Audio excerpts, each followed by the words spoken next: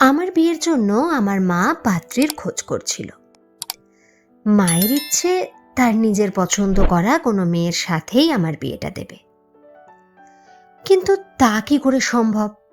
আমি তো অলরেডি পছন্দ করেই বসে আছি একজনকে, তার প্রেমে হাবুডুবুও খাচ্ছি।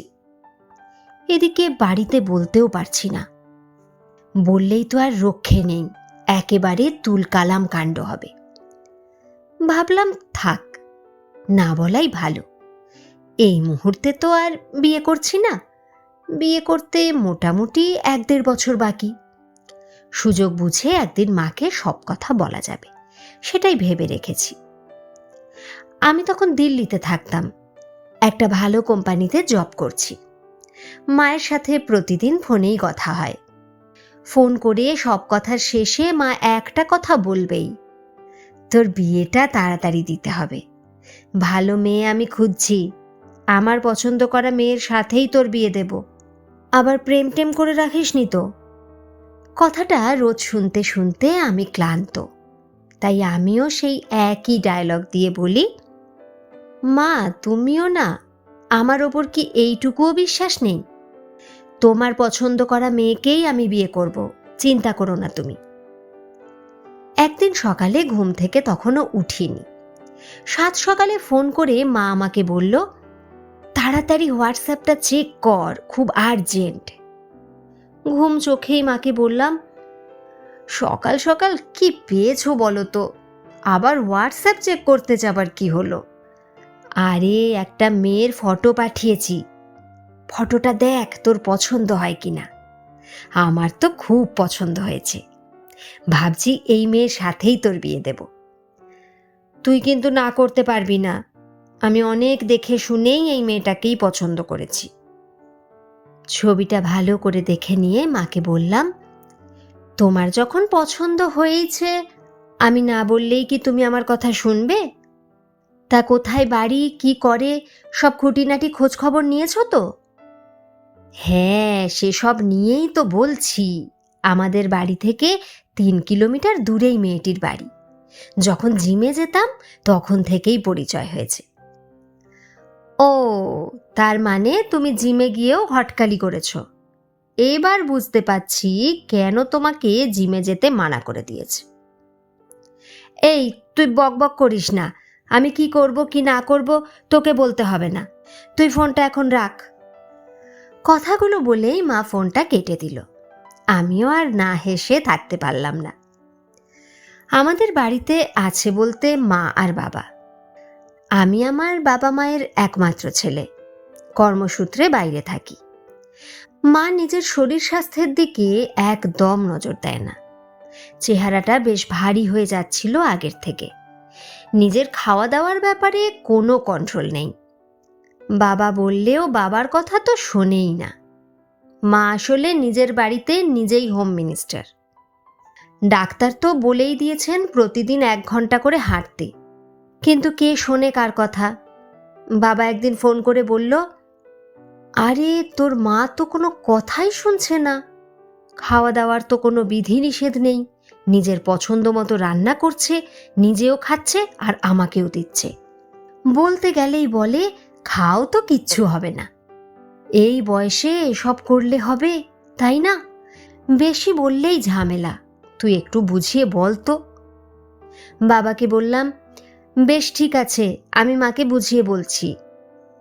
খাওয়া দাওয়ার ব্যাপারে কন্ট্রোল করার কথা মাকে বলতে গেলে আমাকে 2টো কথা শুনিয়ে দেবে।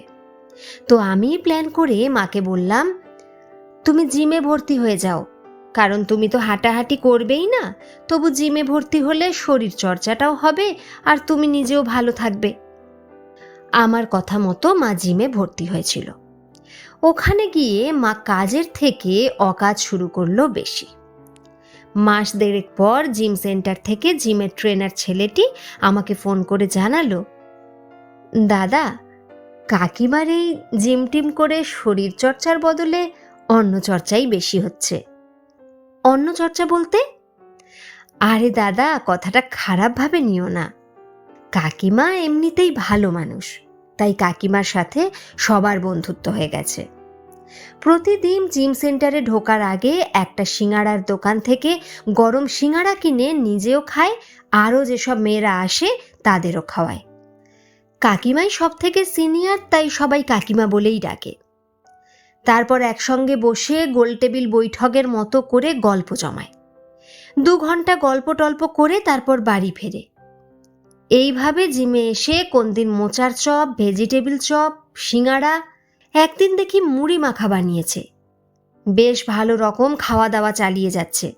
আর তুমিই বলো, কাকিমার বয়স বাড়ছে, এই বয়সে এসব করলে তো হবে না। এই সব দেখে আমি কিন্তু কাকিমাকে বলে দিয়েছি, কাকিমা আপনার দুবেলা হাঁটাহাঁটি করাটাই ভালো হবে, জিমে এসে আপনার লাভ কিছু হবে না। সত্যি তো, জিমে গিয়ে শরীরচর্চা না করে যদি ওই সব করে তাহলে তো জিমে আসতে মানা করে দেবেই। মা জিমে যাওয়া বন্ধ করে দিল। তবে যে ভালো কাজটা করে এসেছে, ছেলের বিয়ের জন্য পাত্রী পছন্দ করে ফেলেছে। যাই হোক, মাস 6 পরে বাড়ি এলাম। মা সঙ্গে করে নিয়ে গেল পাত্রীর বাড়িতে। বলল শুভ কাজে দেরি করব না। অবশেষে মায়ের পছন্দ করা পাত্রী তমালির সাথেই আমার বিয়ে হয়ে গেল। বিয়ের কিছুদিন পর ট্রান্সফার হয়ে আমি কলকাতার অফিসে জয়েন করলাম। তবে তমালির সাথে আমার মায়ের খুব ভালো সম্পর্ক, একেবারে 2 বন্ধু যেন। বিয়ের আগে থেকেই তো পরিচয় তমালির সাথে, মানে জিমে গিয়ে। আর হবে নাই বা কেন, দুজনেই খাদ্যরসিক। তমালি যেটা সব থেকে ভালো পারে সেটা হলো সুন্দর সুন্দর রেসিপি বানানো। রান্না করার ব্যাপারে এক্সপার্ট তমালি, আর সেটা মায়েরও পছন্দ। রবিবারের একটা ছুটির দিনে লাঞ্চ করতে বসেছি। বেশ মনের সুখে খেয়ে যাচ্ছি। মাকে বললাম, মুড়িঘণ্টটা বেশ দারুণ হয়েছে তো, আর একটু হবে নাকি? মা হেসে বলল, কে বানিয়েছে দেখতে হবে তো। মায়ের পছন্দ করা মেয়েকে বিয়ে করেছিস বলে আজ এত ভালো ভালো রান্না খেতে পাচ্ছিস। মায়ের পছন্দ কখনো খারাপ হয় রে? তমালির মুখের দিকে তাকিয়ে আস্তে করে বললাম, না না, খারাপ কখনো হয়? তুমি ডালে ডালে চললেও আমি যে পাতায় পাতায় চলি।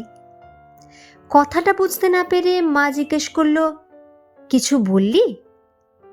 না না, মুড়িঘণ্টটা ফাটাফাটি হয়েছে, তোমার বৌমা রেঁধেছে বলে কথা। তমালি হেসে ফেলে কথাটা শুনে। তমালি বুঝতে পেরেছে আমি কি বোঝাতে চেয়েছি। তমালি মায়ের পছন্দ করা পাত্রী শুধু নয়, সে যে আমার পছন্দ করাই পাত্রী, মানে আমার প্রেমিকা। গল্পটা তাহলে বলাই যাক। প্রেম করছি এটা জানতে পারলে মা তখন ঝামেলা বাধাতই। তাই ফোন দিয়ে আটলাম। আমি প্ল্যান করে মাকে জিমে পাঠাই। তার আগে তমালিকে জিমে ভর্তি হয়ে যেতে বলি। আমার কথা মতো তমালিও ভাব জমিয়ে ফেলে মায়ের সাথে। আমি শুধু তমালিকে বলে দিয়েছিলাম, মা সিঙাড়া খেতে ভালোবাসে, প্রথম দিনই গরম গরম সিঙাড়া খাইয়ে দিও। ব্যাস, তারপর আমাকে আর সামলাতে হয়নি, তমালি বাদবাকিটা সামলেছে। তারপর আর কি, আমার গল্প ফুরোলো, নোটে গাছটি মুড়লো। তবে হ্যাঁ, বিয়ের পর থেকে তমালি মাকে সামলে চলেছে। মা একমাত্র তমালির কথাই শুনে চলে এখন। মায়ের খাওয়া দাওয়ার ব্যাপারে অনেকটা রাশ টানতে পেরেছে তমালি নিজেই।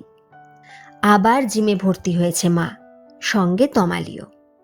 নতুন করে শরীরচর্চা করছে দুজনেই। তবে ফেরার পথে গরম গরম সিঙাড়া খেতে দুজনের কেউই ভোলে না। গল্পটা কেমন লাগলো একটা কমেন্ট করে কিন্তু অবশ্যই জানিও। আর যদি ভালো লেগে থাকে তাহলে একটা লাইক করে দিও প্লিজ। আর এই নতুন চ্যানেলটাকে সাবস্ক্রাইব করে আমাকে উৎসাহ দিয়ে যেও। ধন্যবাদ। তোমাদের জন্য রইল অনেক ভালোবাসা।